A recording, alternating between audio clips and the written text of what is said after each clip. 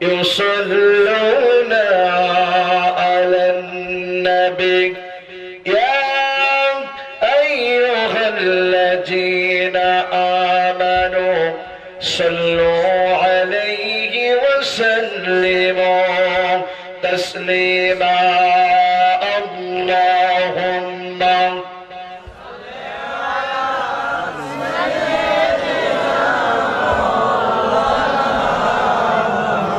وعلى آل سيدنا مولانا প্রাণ খুলে মহব্বতের সঙ্গে জোরে জোরে সকলে মিলে পড়েন আল্লাহুম্মা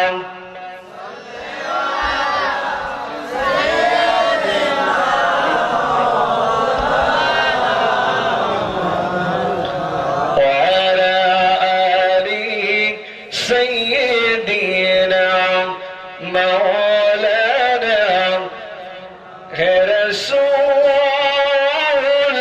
বুঝি নাই আমি রেখেছ বেঁধে মোরে কোন সুতোয় তুমি রেখেছ বেঁধে মোরে কোন সুতোয় আল্লাহুম্মা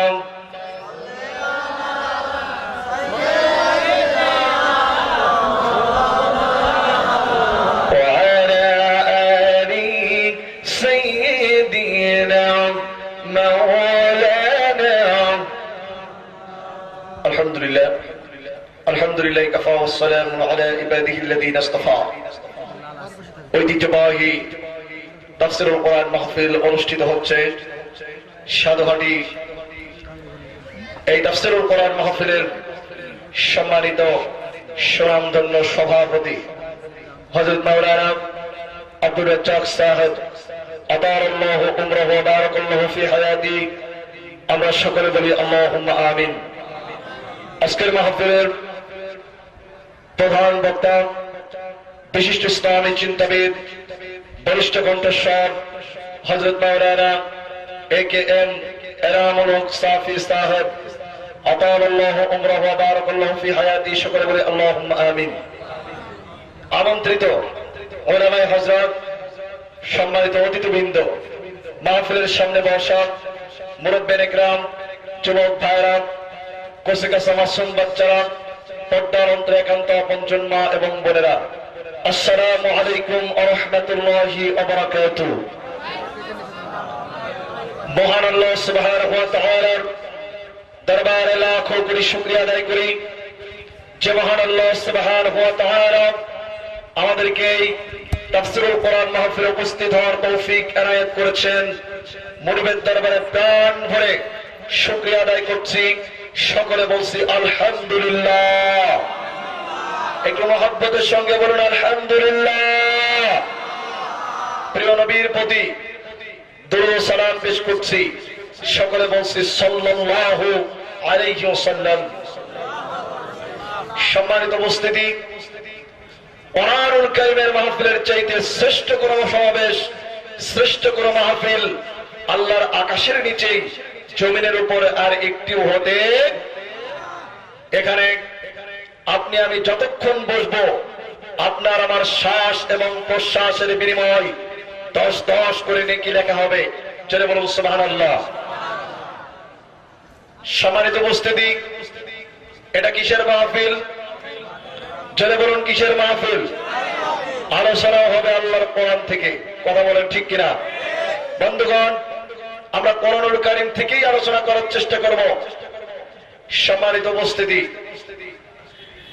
আল্লাহ সুবহানাহু ওয়া তাআলা এই কালাম শুনলে আমাদের সকলের জন্য কল্যাণ জোরে বলুন ঠিক কিনা সম্মানিত উপস্থিতি আমরা কোরআনুল কারীমের মাহফিলে কোরআনুল কারীমের আলোচনাই করব বন্ধুগণ কোরআনুল কারীম থেকে আলোচনা করার মতন কোন যোগ্যতা কোন কোয়ালিটি এর একটিও আমার নাই আপনারা জানেন ইতিমধ্যেই প্রচার শুনেছেন আজকের মাহফিলের প্রধান বক্তা আশরাফুল ইসলাম দ্বিতীয় বক্তা আশরাফুল ইসলাম ও আল্লাহর প্রিয় বান্দারা আপনারা যে কত মানুষ এখানে বসে আছেন আল্লাহর কসম করে বলছি আপনাদের একটি মানুষকেও আমি দেখতে পাচ্ছি না।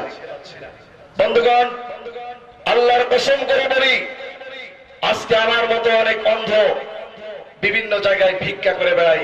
আপনারা দেখছেন কিনা বলেন?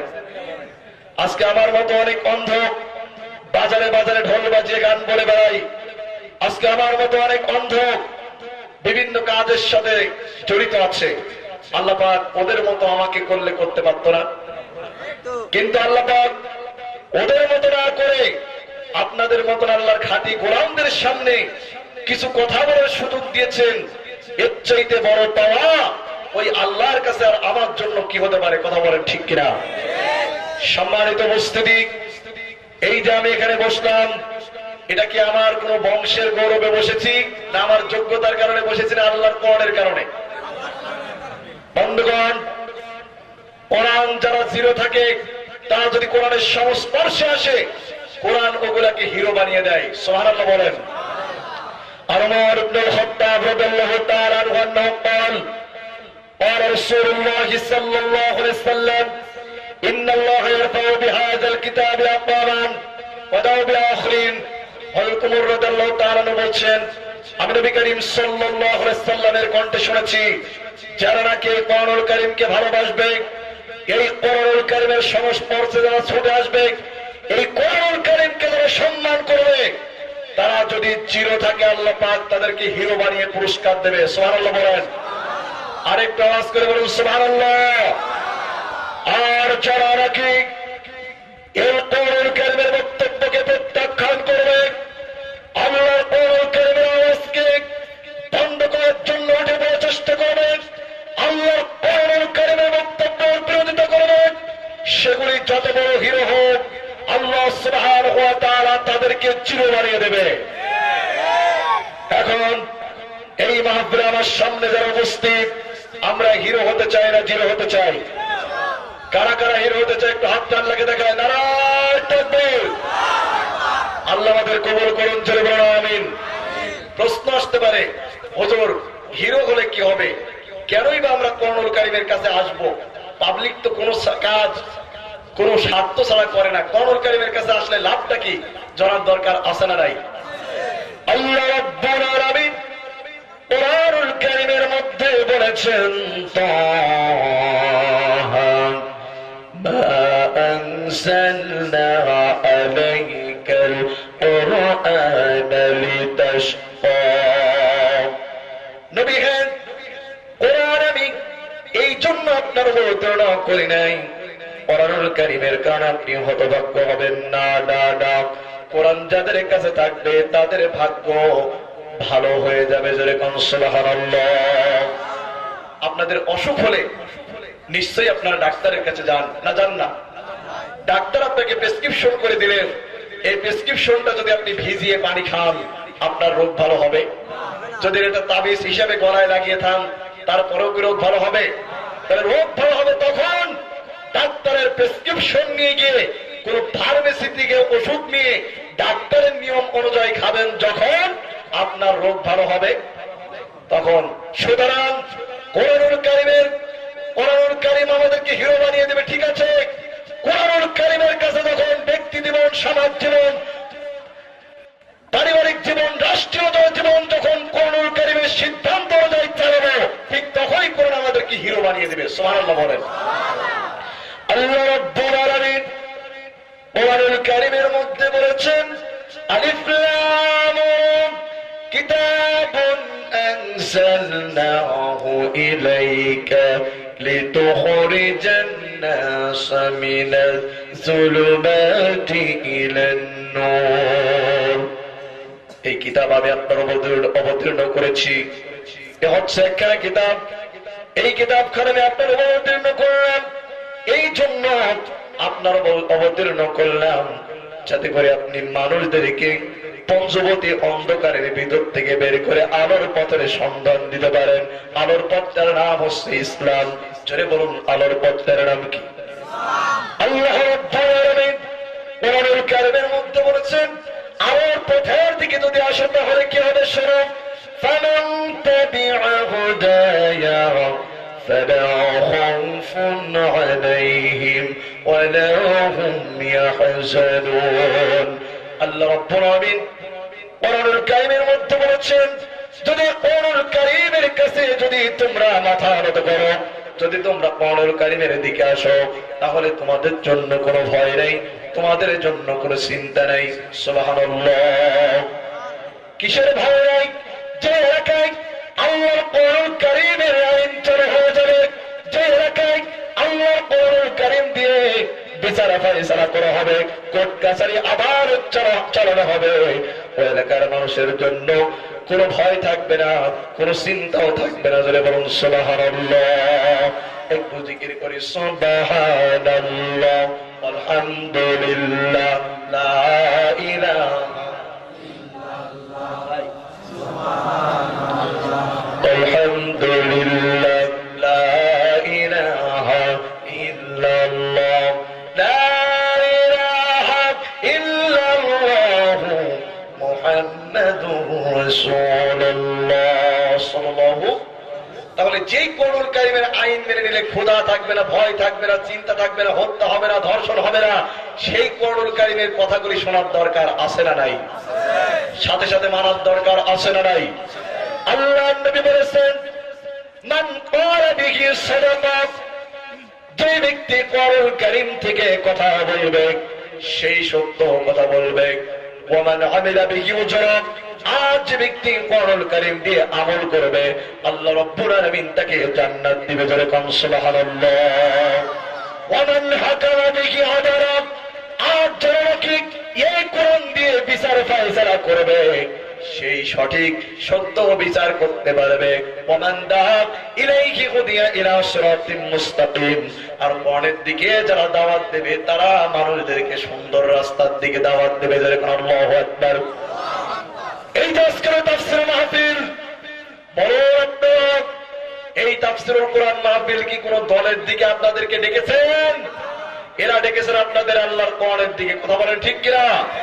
আল্লাহ রাব্বুল আলামিন বলেন ওয়া মান আহসানু কাওলান মিম্মান দাআ ইলাল্লাহ ওয়া আমিলা সালিহান ওয়া ক্বালা ইন্নানী মিনাল মুসলিমিন। তার চাইতে ভালো কথা কার হতে পারে? যে ব্যক্তি মানুষদেরকে আল্লাহর দিকে ডাকে। এই মাহফিলের কমিটির লোক আপনাদেরকে আল্লাহর দিকে ডেকেছেন, জোরে বলুন কার দিকে? সেই আল্লাহর দিকে করে রাজি আছি। আল্লাহ আমাদের কবুল করুন, জোরে বলুন আমিন। আসুন আল্লাহর কোরআনে প্রবেশ করি, সকলে আমার সাথে পড়ুন। আউযু বিল্লাহি মিনাশ শাইতানির রাজীম। বিসমিল্লাহির রাহমানির রাহিম। কুল ইন কুনতুম তুহিব্বুনাল্লাহ ফাত্তাবিউনি ইউহিব্বুকুমুল্লাহ ওয়া ইয়াগফির লাকুম যুনুবাকুম ওয়াল্লাহু গফুরুর রহিম। সাদাকাল্লাহুল আলিয়্যুল আযীম। আমি আপনাদের সামনে মহাগ্রন্থ কোরআনুল কারীমের সূরাতুল আল ইমরানের 31 নম্বর আয়াতে কারিমা তেলাওয়াত করেছি। আল্লাহ সুবহানাহু ওয়া তাআলা বলছেন কুল ইন কুনতুম তুহিব্বুনাল্লাহ, নবী আপনি তাদেরকে বলুন তারা যদি আমাকে ভালোবাসতে চায়, আমরা সকলে আল্লাহকে ভালোবাসতে চাই কিনা? আল্লাহ পাক বলেছেন নবী আপনি তাদেরকে বলুন তারা যদি আমি আল্লাহ পাককে ভালোবাসতে চাই, ফাত্তাবিউনি ইউহিব্বুকুমুল্লাহ, তারা যারা আপনার ইত্তেবা অনুসরণ অনুকরণ করে তাহলে আমি আল্লাহ পাক তাদের ভালোবাসবো।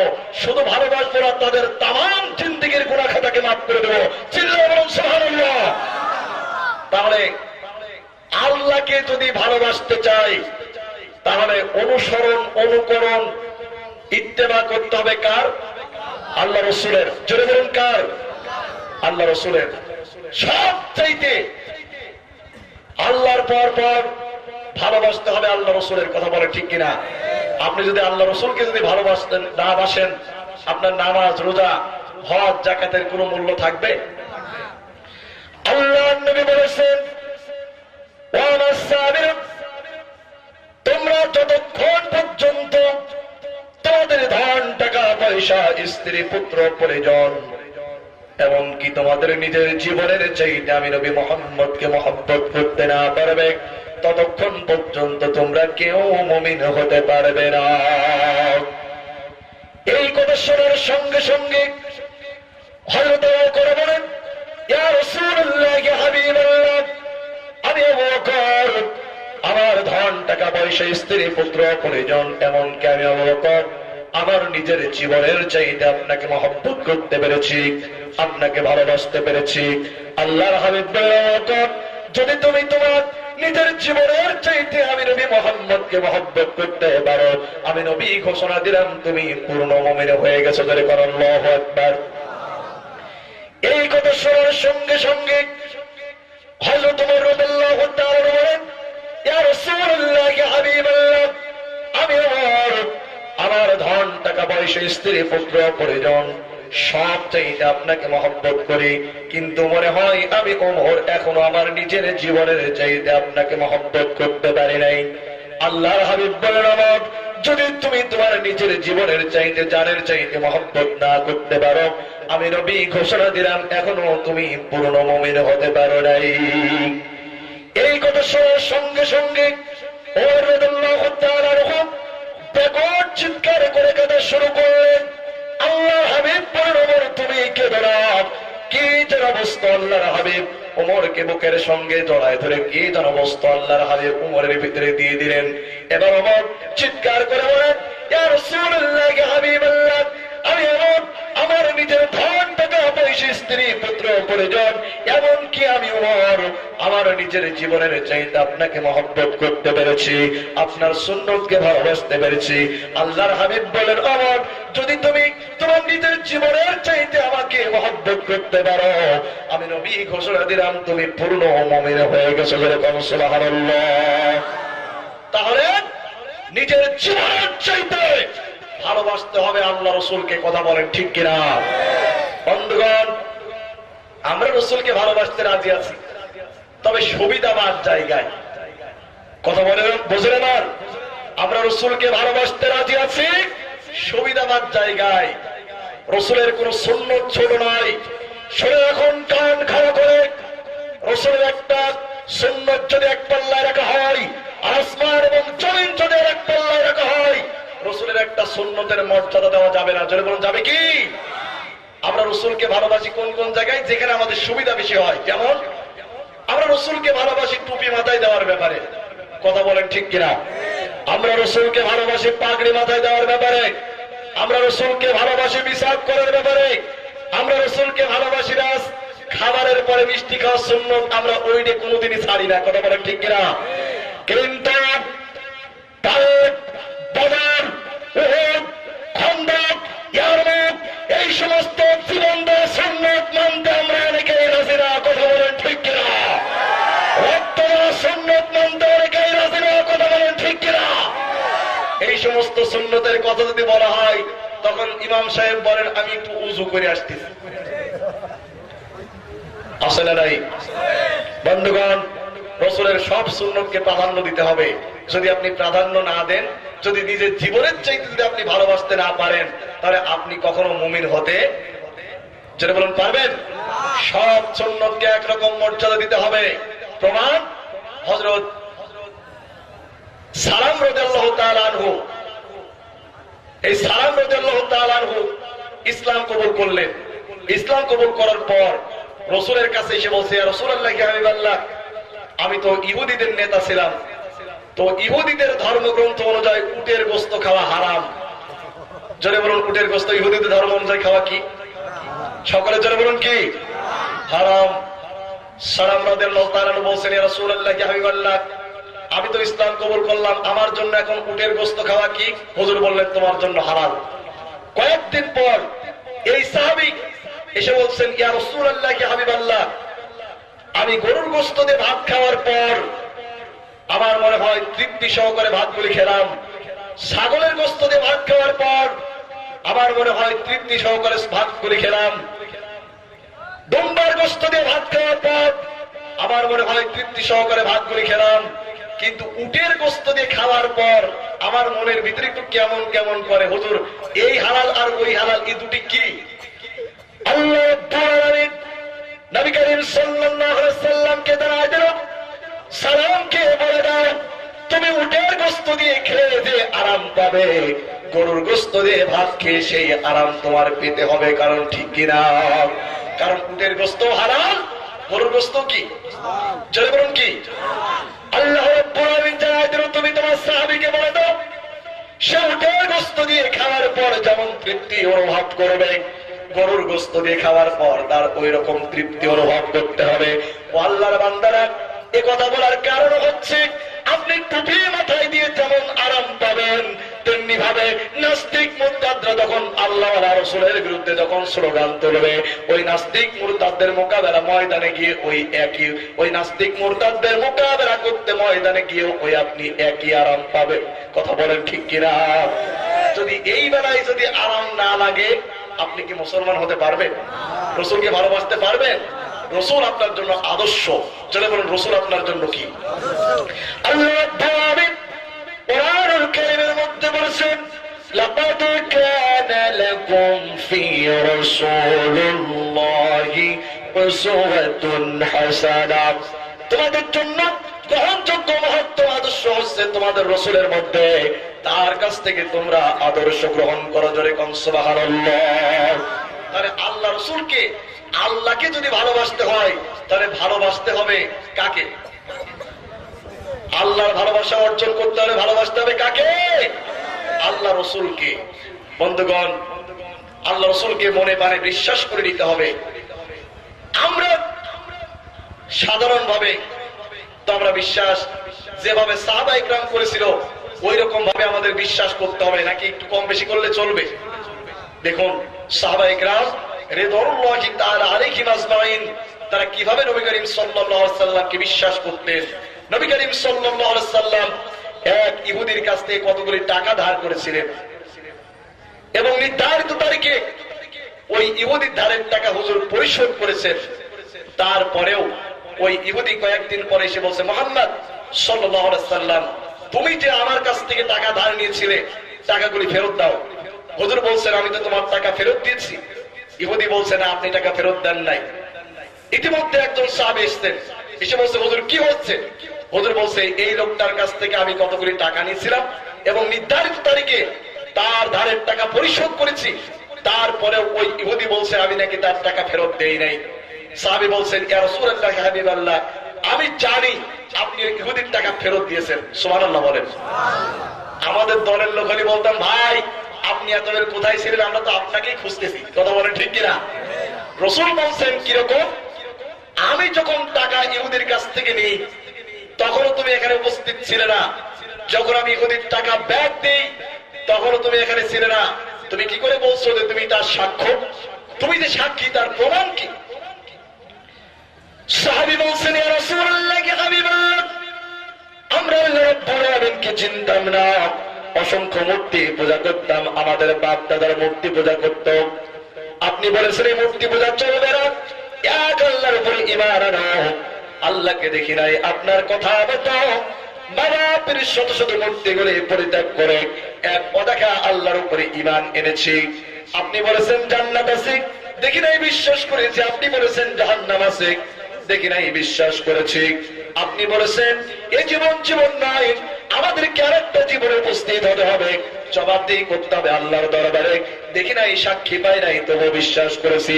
ইয়া রাসূলুল্লাহ ইয়া হাবিবাল্লাহ আপনার কথা মতো যদি এতগুলো বড় বড় কথা যে বিশ্বাস করতে পেরে থাকি তাহলে এই মাত্র ইহুদির কয়েকটা টাকা ফেরত দিয়েছেন সে কথা কেন বিশ্বাস করব না? অবশ্যই ইহুদির টাকা ফেরত দিয়েছেন, কোন সন্দেহ নাই। চিৎকার করে বলুন সুবহানাল্লাহ। বন্ধুগণ দেখছেন সাহাবায়ে কেরাম রিদওয়ানুল্লাহি তাআলা আলাইহিম আজমাইন তারা কিভাবে নবী করিম সাল্লাল্লাহু আলাইহি সাল্লামকে ভালোবাসতেন, কিভাবে বিশ্বাস করতেন।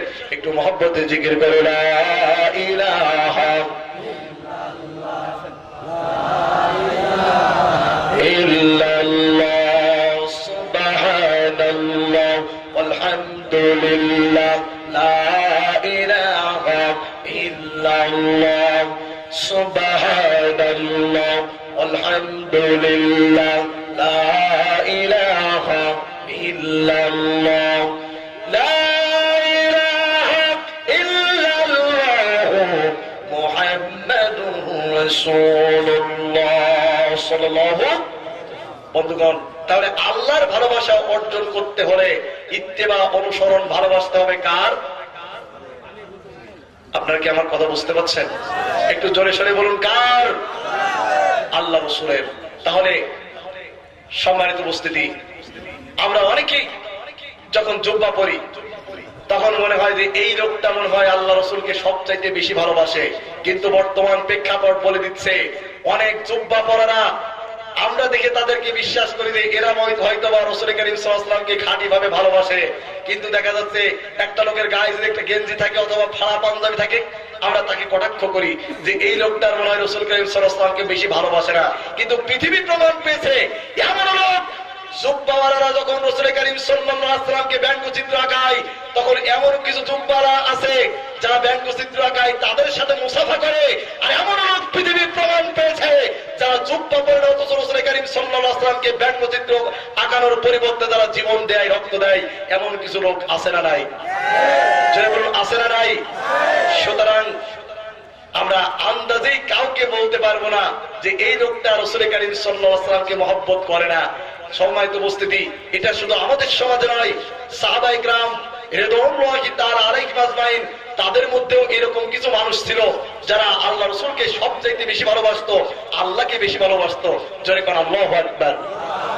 প্রমাণ একটা দৃষ্টান্ত আমার আলোচনায় দিব, আলোচনায় মনোযোগ দিন, খুব মজা পাবেন।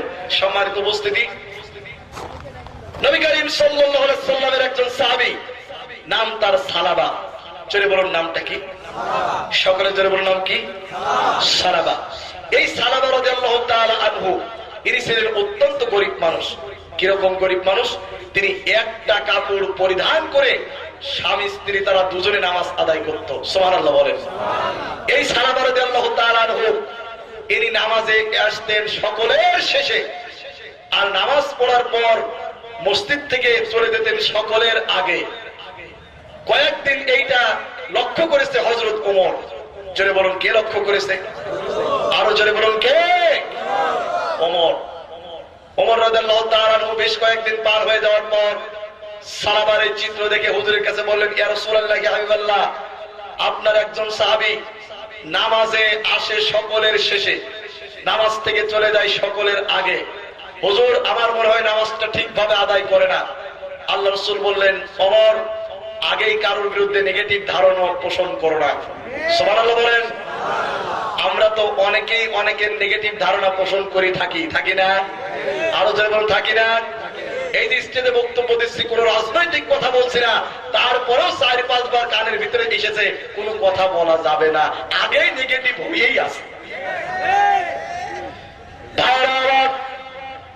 সাহাবা রাদিয়াল্লাহু তাআলা আনহুর ব্যাপারে ওমর অবজেকশন করেছেন রাসূলের কাছে। যারা বলুন কার কাছে? আল্লাহ রাসূল বললেন, আগে কোনো সিদ্ধান্ত করা যাবে না, চলো আগে তার কাছ থেকে ব্যাপারটা জানতে হবে কেন সেই কাজটা করে। আল্লাহ রাসূল নামাজ শেষ করার পর কয়েকজন সাহাবী নিয়ে সালাবার বাড়িতে চলে গেল। সুবহানাল্লাহ বলেন। আল্লাহর হাবিব জনাব মুহাম্মদ রাসূলুল্লাহ সাল্লাল্লাহু সালাবার বাড়িতে গিয়ে সালাম দিলেন। জোরে বলুন কি করলেন? আমরা হলে ডাইরেক্ট প্রবেশ করতাম, কথা বলেন ঠিক কিনা? আল্লাহ রাসূল বলেছেন, আল্লাহ রাব্বুল আলামিন বলেছেন সালাম দিয়ে প্রত্যেকটা বাড়ির মধ্যে প্রবেশ করতে হবে। একজন সাহাবী বলেন, ইয়া রাসূলুল্লাহ, ইয়া হাবিবাল্লাহ, আমি কি আমার মায়ের ঘরে ঢুকতেও সালাম প্রদান করব? আল্লাহর হাবিব বললেন, তুমি কি তোমার মাকে উলঙ্গ অবস্থায় দেখতে চাও? সাহাবী বললেন, হুজুর না, আমি আমার মাকে অবস্থায় দেখতে পারি না, চাই না। আল্লাহর হাবিব বললেন, তাহলে মায়ের ঘরে ঢুকতেও তোমাকে সালাম দিতে হবে। কি দিতে হবে? সালাম। আজকাল তো বাংলাদেশের লোকজন সালাম প্রথম উঠিয়েই দিয়েছে, না একেবারে উঠাইনি, সালাম চালু আছে, তবে সালাম ঘুরে আসে 5 বছর পর পর।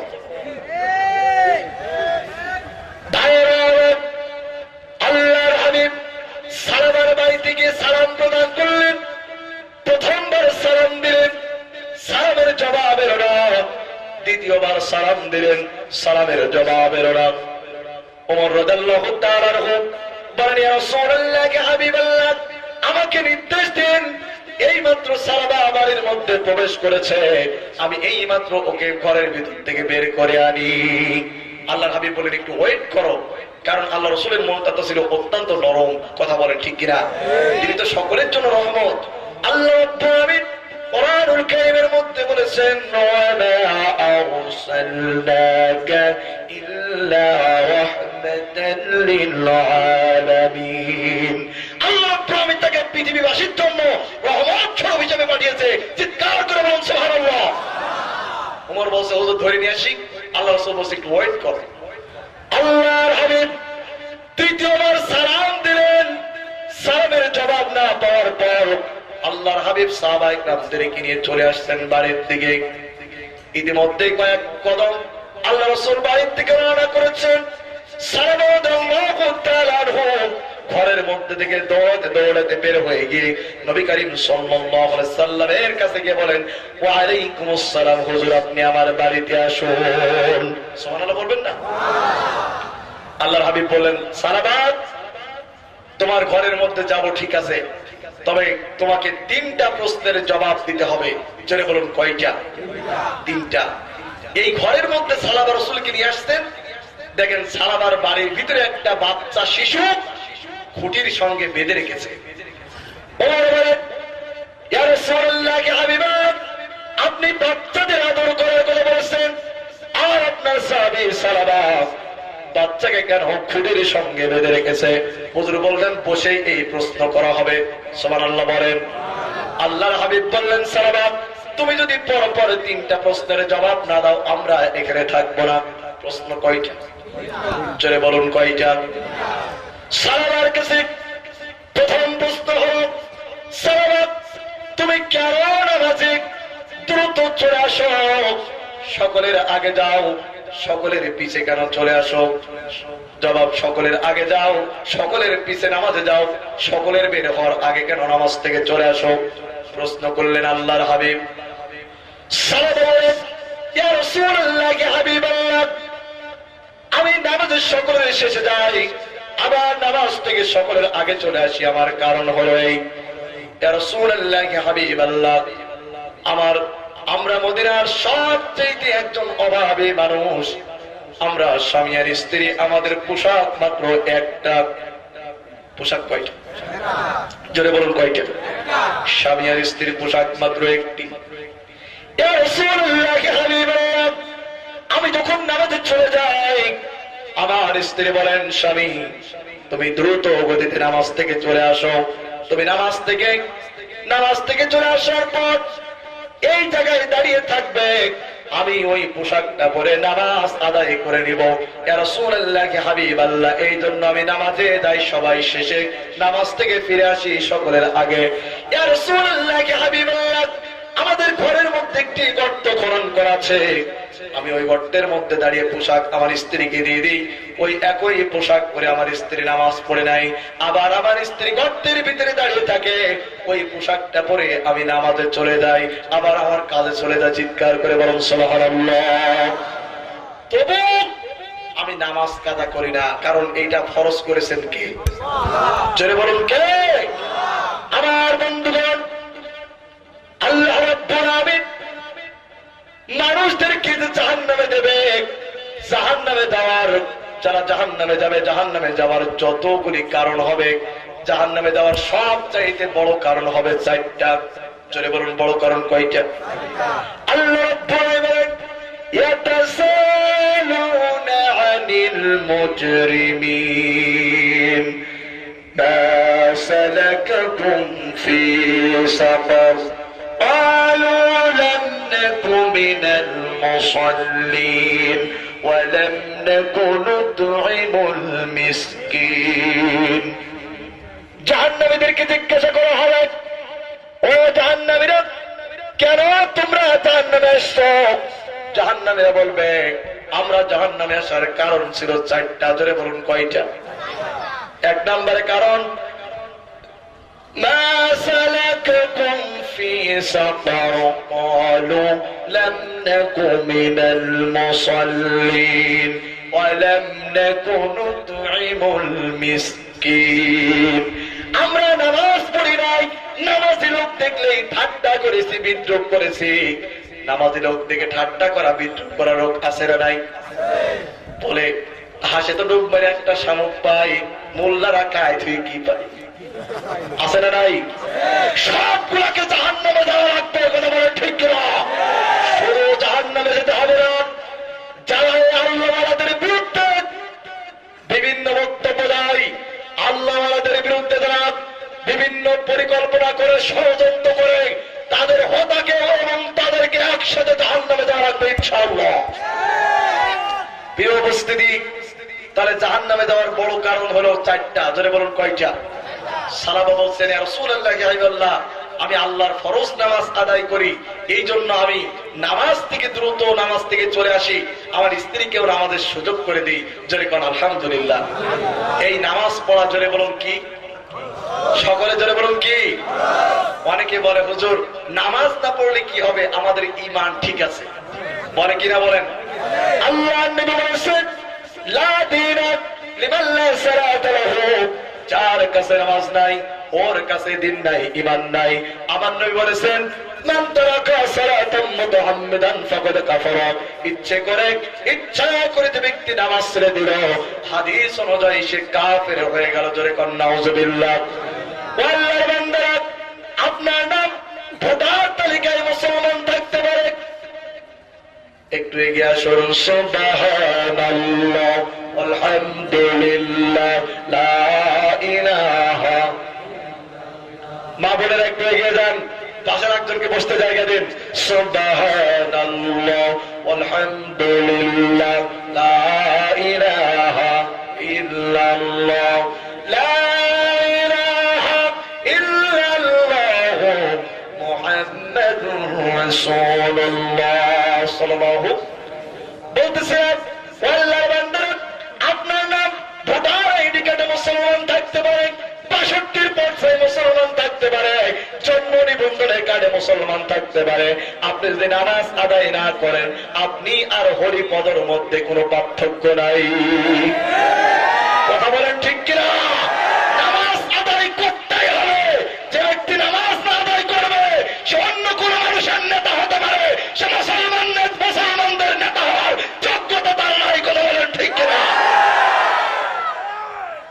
মুসলমানদের নেতা হতে হলে তাকে অবশ্যই নামাজি হতে হবে কথা বলেন ঠিক কিনা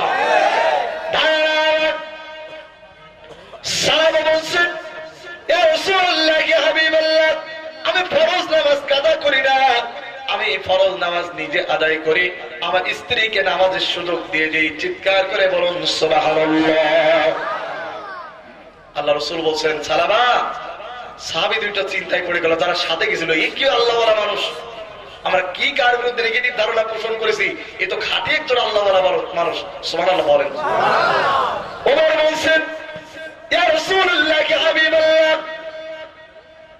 আপনার সাহাবী আব্দুর রহমান পরপর 3 বার কেন সালামের জবাব দিল না প্রশ্ন করেন সাহাবা রাদিয়াল্লাহু তাআলা বলেন ইয়া রাসূলুল্লাহ ইয়া হাবিবাল্লাহ আমি আপনার মুখে হাদিস শুনেছি যে ব্যক্তি যে বাড়ির সামনে আল্লাহ রাসূল দাঁড়িয়ে দাঁড়িয়ে সালাম প্রদান করে ওই বাড়ির উপরে আল্লাহর রহমত নাজিল হতে থাকে ইয়া রাসূলুল্লাহ ইয়া হাবিবাল্লাহ আমি মনে করতেছিলাম আপনি যতক্ষণ আমার বাড়ির সামনে থাকবেন আল্লাহর খাস রহমত আমার বাড়ির সামনে নাজিল হতে থাকবে চিৎকার করে বলুন সুবহানাল্লাহ আল্লাহ রাসূল বলেন সালাবা তাহলে 3 বার সালাম দেওয়ার পরে তুমি জবাব দিতে কেন গেলে সালাবা বলেন রাসূলুল্লাহ ইয়া হাবিবাল্লাহ আমি আপনার জবান থেকে হাদিস শুনেছি 3 বার সালাম দেওয়ার পর যদি কোন মুসলমান সালামের জবাব না দেয় তুমি তুমি বুঝবে ওটা তোমার বন্ধু নয় ওটা তোমার শত্রু ওটা তোমার কি শত্রু ইয়া রাসূলুল্লাহ ইয়া হাবিবাল্লাহ এই জন্য আমি আপনার শত্রু হতে চাইনি আমি 3 বার সালাম দেওয়ার পর আমি 3 বার বলের আমি আপনার সালামের জবাব দেওয়ার জন্য ছুটে চলে গিয়েছি চিৎকার করে বলুন সুবহানাল্লাহ সাহাবীদের মন নরম হয়ে গেছে কিন্তু একজন মাত্র সাহাবী নাম তার ওমর, মনটা তার এখনো নরম হয়নি। ওমর তো একটু কড়া মানুষ, কথা বলে ঠিক কিনা? কিন্তু না, ওমর যত কড়া তার মনটা তত নরম। সুবহানাল্লাহ বলেন। আল্লাহর হাবিব বলেন সাহাবা সালাম, 3 নম্বর প্রশ্ন, তুমি কেন বাচ্চাটাকে খুঁটির সঙ্গে বেঁধে রেখেছো? সারাবার চোখে 3 নম্বর প্রশ্ন করার সঙ্গে সঙ্গে পানি চলে এসেছে।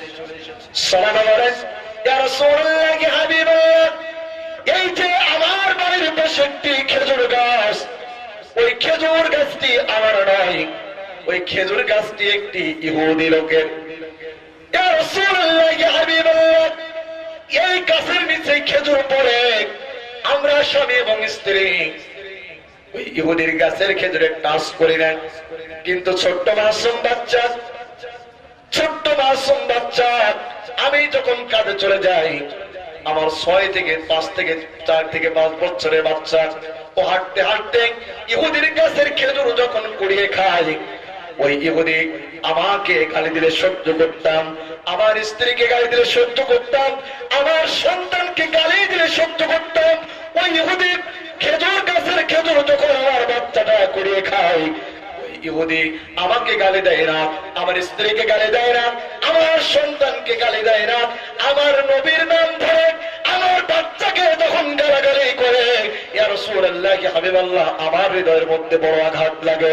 আমার নবীকে ওই ইহুদির বাচ্চা যেন গালি দিতে না পারে, এই জন্য আমি আমার মাসুম বাচ্চাটাকে খেজুর গাছের সঙ্গে বেঁধে রেখে আমি চলে যাই। সুবহানাল্লাহ, কত বড় কথা! আমার নবীকে যেন গালি দিতে না পারে, সেই জন্য আমি আমার বাচ্চাটাকে খেজুর গাছের সঙ্গে বেঁধে আমি চলে যাই। এবার সমস্ত সাহাবার চোখে পানি এসছে, আল্লাহ রাসূল নিজেও কাঁদতেছে। সুবহানাল্লাহ বলেন। ও আল্লাহর প্রিয় বান্দারা, সাহাবা 4 থেকে 5 বছরের বাচ্চা কার ভালোবাসায় খুঁটির সঙ্গে বেঁধে রেখেছে? জোরে বলুন, কার? আল্লাহ রাসূলের। অতএব আমরা যদি ভালোবাসতে চাই আল্লাহর, তাহলে ভালোবাসতে হবে, জোরে বলুন, কার? আরো জোরে বলুন, কার? আল্লাহ রাসূলের। আল্লাহ রাসূলের যদি আমরা ভালোবাসতাম, 14 কোটি মুসলমানের দেশে, যেই দেশের প্রায় 3 লক্ষ মসজিদ থেকে আশহাদু আন্না মুহাম্মাদুর রাসূলুল্লাহ এই বলে যখন আযান হয়, সেই 14 কোটি মুসলমানের ভূখণ্ডে কোন নাস্তিক মুরতাদ আল্লাহ রাসূলকে গালি দেওয়ার সুযোগ পেত না। কথা বলেন ঠিক কিনা? সম্মানিত উপস্থিতি, আল্লাহ রাসূলকে যদি আমরা ভালোবাসতাম, শামসুর রহমানের মতো শামসুর শয়তান, তিনি বললেন, যখন ফজর আযান শুনি তখন মনে হয় বেশ্যা তার খরিদ্দারকে ডাকছে, তাহলে কন্যা নাউযুবিল্লাহ। এইরকম কোন নাস্তিক মুরতাদ রাষ্ট্রীয় পুরস্কার পেত না, মুসলমান তার বিরুদ্ধে সোচ্চার ভূমিকা পালন করত। কথা বলেন ঠিক কিনা? প্রিয় উপস্থিতি, বর্তমান গভর্নমেন্ট যুদ্ধাপরাধীদের বিচার করছে, এতে আমরা খুব খুশি। কথা বলেন ঠিক কিনা?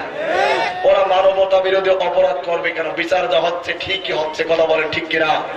কিন্তু সরকারকে এটা খেয়াল রাখতে হবে, যুদ্ধাপরাধীদের বিচারের দাবি বাংলার 16 কোটি মানুষের দাবি। কথা বলেন ঠিক কিনা?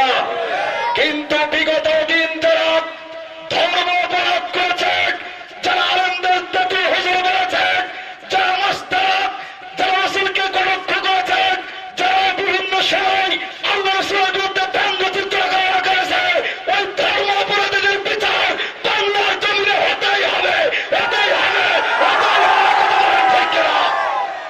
সম্মানিত উপস্থিতি, কিন্তু আমরা দেখতে পাই কি, যেটা ইসলামের বিরুদ্ধে কথা বলে সেটা পুরস্কার পায়, আর ইসলামের পক্ষে কথা বলে সেটা জেলখানায় যায়। ভাইরা আমার, সালাবাত, ছোট্ট মাসুম বাচ্চা কার ভালোবাসায় খুঁটির সঙ্গে বেঁধে রেখেছে? আল্লাহ রাসূলের ভালোবাসায়। কথা বলেন ঠিক কিনা? সম্মানিত উপস্থিতি, এবার সমস্ত সাহাবার চোখে পানি। আবু বকর রাদিয়াল্লাহু তাআলা কাঁদছেন, ওমর রাদিয়াল্লাহু তাআলা কাঁদছেন, ওসমান রাদিয়াল্লাহু তাআলা কাঁদছেন, বিশ্বনবী জনাবে মুহাম্মদ রাসূলুল্লাহ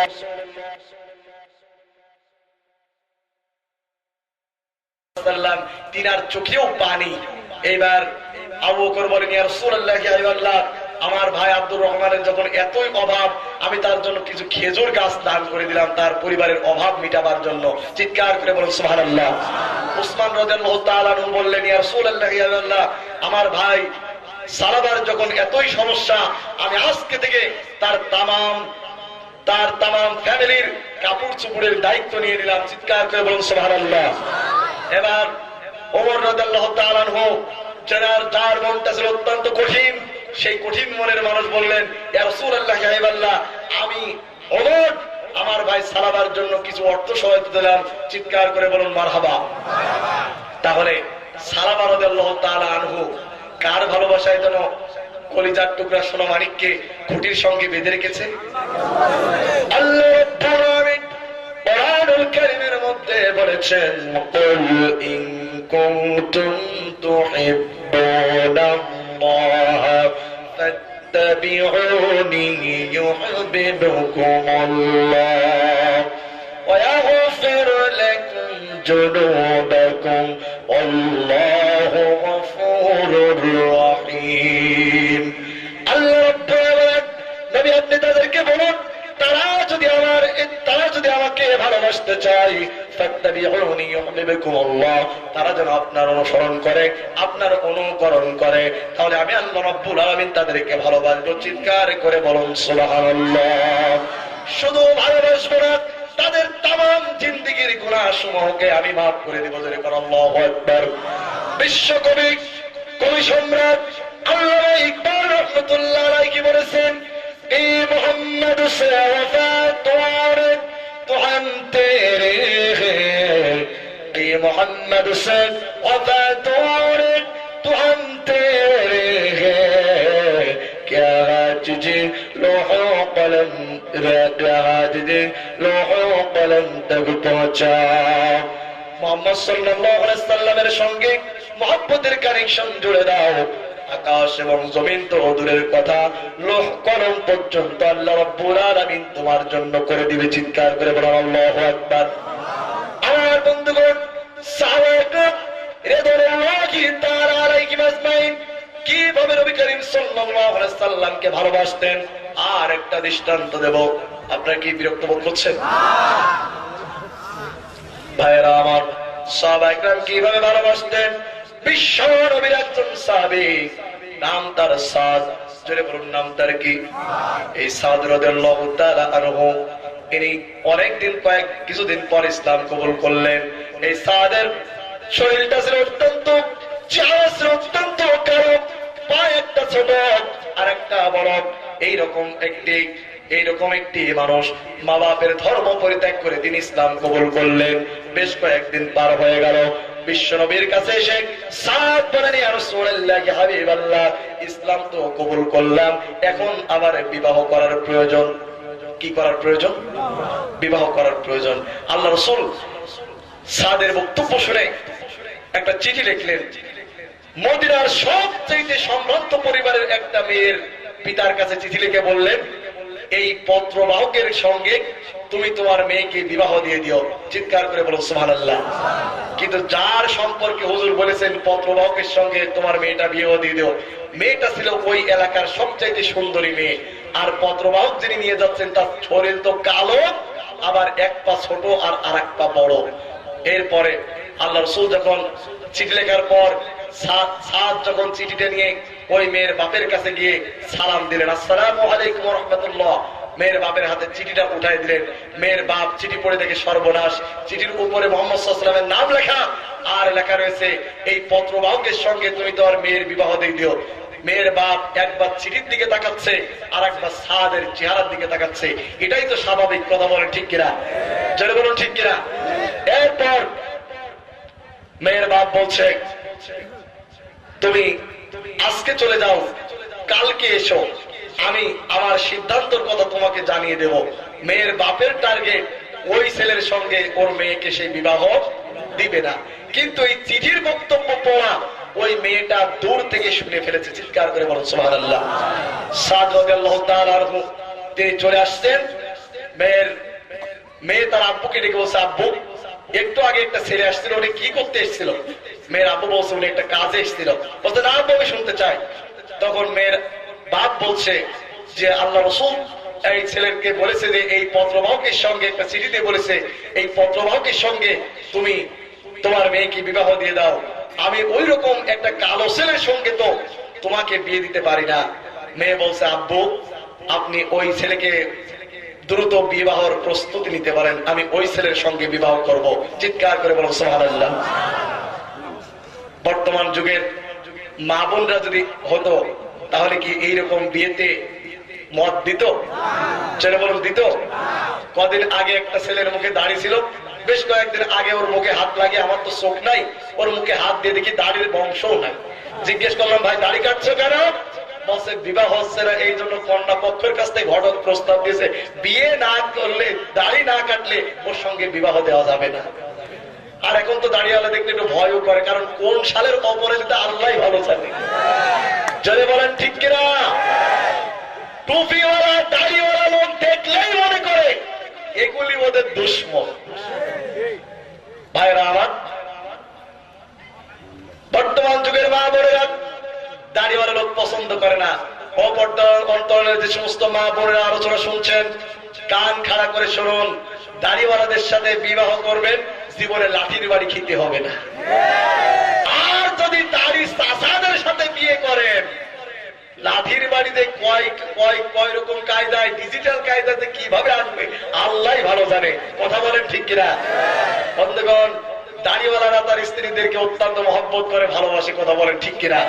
সম্মানিত উপস্থিতি, মেয়েটি বলছে আব্বু আপনি ওই ছেলেকে বলে দিন ও যেন বিয়ের প্রস্তুতি নেয়। সাদের কে ওই মেয়ের বাপ ডেকেছে, এই সাহাবী এদিকে, রাসূলের সাহাবী তুমি এদিকে আসো, তুমি বিবাহের জন্য প্রস্তুতি নাও, টাকা পয়সা ম্যানেজ করো। মেয়েটি থেকে বলতেছে ওই ছেলেকে দেখে মনে হয় গরিব মানুষ, আমাদের তো অসংখ্য টাকা পয়সা আছে, বেকারে বাড়ি করে ওই ছেলের সঙ্গে কিছু টাকা পয়সা দিয়ে দিন বিবাহ জিনিসপত্র কেনার জন্য। চিৎকার করে বলুন সুবহানাল্লাহ। মেয়ের বাপ ওই ছেলের হাতে কিছু টাকা পয়সা দিয়ে দিল, যাও তুমি বিবাহের জিনিস বাজার করার জন্য মার্কেটে চলে গেল। চিৎকার করে বলুন সুবহানাল্লাহ। মার্কেটে যাওয়ার পর সুন্দর সুন্দর শাড়ি কিনেছেন, সুন্দর সুন্দর গহনা কিনেছেন, সুন্দর সুন্দর কসমেটিক্স কিনেছেন। এগুলি নিয়ে যখন সাদ রাদিয়াল্লাহু তাআলা আনহু বিবাহ করার জন্য শ্বশুর বাড়ির দিকে রওনা হয়েছেন। জোরে বলুন কোন বাড়ির দিকে? আরো জোরে বলুন কোন বাড়ির দিকে? ঠিক এই মুহূর্তে এমন একটা জায়গায় পৌঁছে গেছে, ওখান থেকে শ্বশুর বাড়িও যত দূর, মদিনার বাজারও ঠিক অত দূর। ঠিক এইরকম একটি জায়গা থেকে আওয়াজ ভেসে আসলো, ও রাসূলের সাহাবীরা তোমরা কে কোথায় আছো? আল্লাহ রাসূল জিহাদের ময়দানের জন্য ডেকেছে।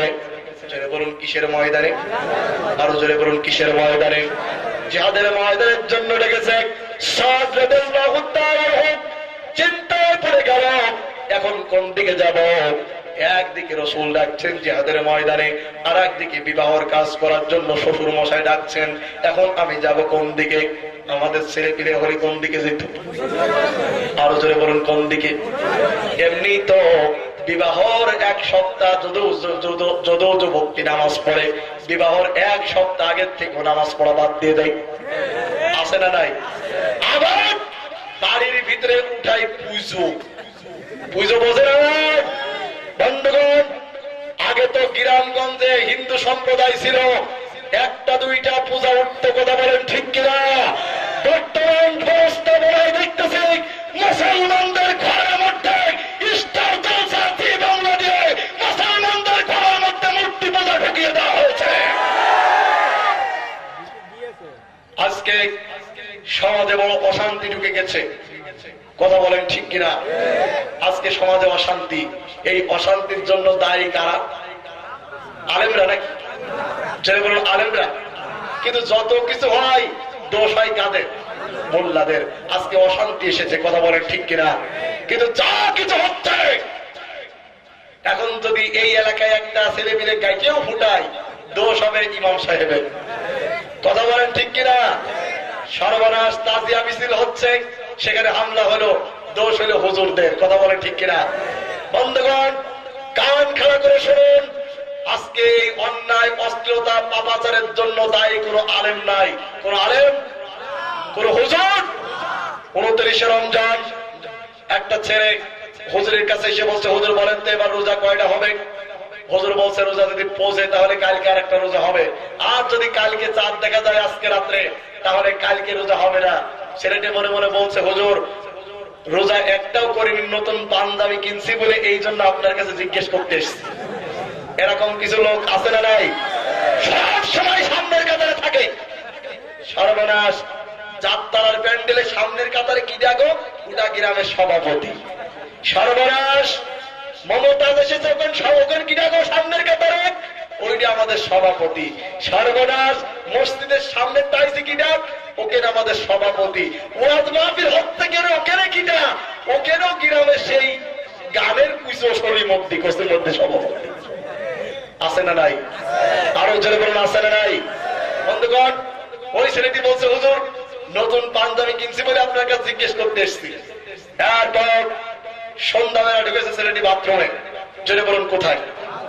বাথরুমে। এখন ছেলে পেলে চিল্লা চিল্লি করছে, চা দুটেছে, চা দুটেছে, চা দুটেছে। ও দেখছে যাক আমার মনের আশা পূরণ হয়েছে। ও 2-3 বার এরকম জোরে জোরে করে, বোঝেননি মনে হয়, কালকে গিয়ে বুঝবেন, 2-3 বার ওই রকম জোরে জোরে করে দ্রুত গতিতে গিয়ে দেখে যে হুজুর দোয়া করছে চাঁদের জন্য, আল্লাহ এই চাঁদটা আমাদের কল্যাণের প্রতীক বানায় দাও, এই চাঁদটা আমাদের রহমতের প্রতীক বানায় দাও। ও যে ভাই দোয়ায় অংশ নিয়েছে, কিন্তু হাতে